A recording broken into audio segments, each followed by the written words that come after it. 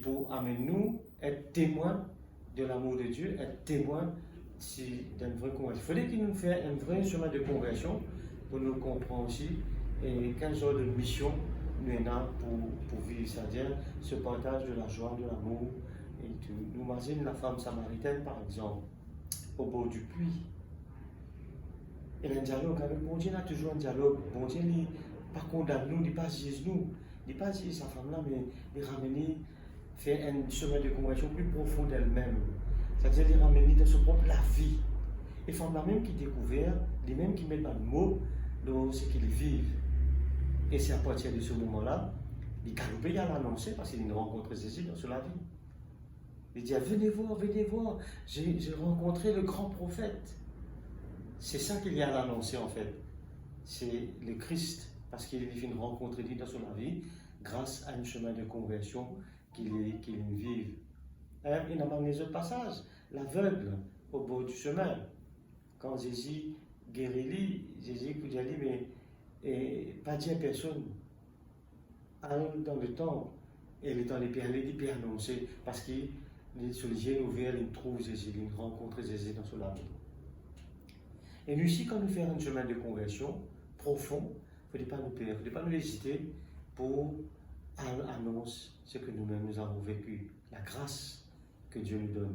Saint Paul nous le dit souvent, c'est pour ça que ce sentiment de culpabilité est important de travailler, de libérer de ce sentiment de culpabilité et situer bien entre la culpabilité et le péché, parce qu'il n'est pas la même chose.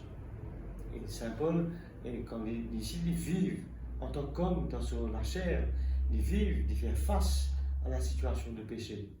Et parfois, il est même plaigné, il grogne envers Jésus. Jésus a dit, mais Paul, là où le péché abonde, la grâce surabonde. Il fait, il prend conscience. C'est-à-dire, la grâce de Dieu est plus que nos péchés. Mais il faudrait qu'il, comment dire, c'est ça aussi, rendre justice dans ce sacrement de réconciliation, rendre justice, être juste, ajuster à la vie de Dieu. Et à mesure que nous pouvons ajuster nous à la vie de Dieu, à sa parole, comment dire, le péché n'a même pas l'emprise de nous.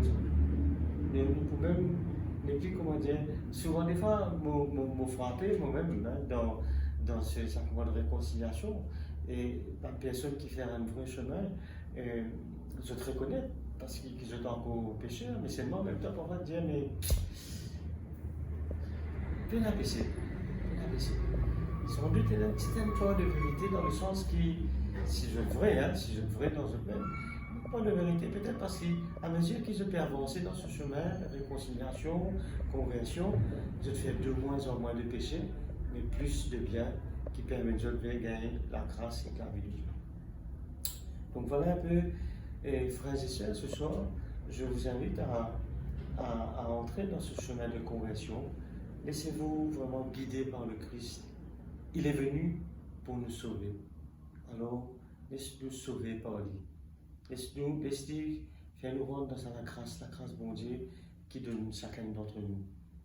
Et quelle que soit la situation de vie, quel que soit le péché qui est capable de faire, l'amour bon Dieu est plus grand que ça. Mais seulement il faudrait qu'il nous ose mettre par le mot dans nos péchés, dire-les, confesse-les, pour qu'il bon Dieu soit capable de montrer nous sur la grâce. Amen.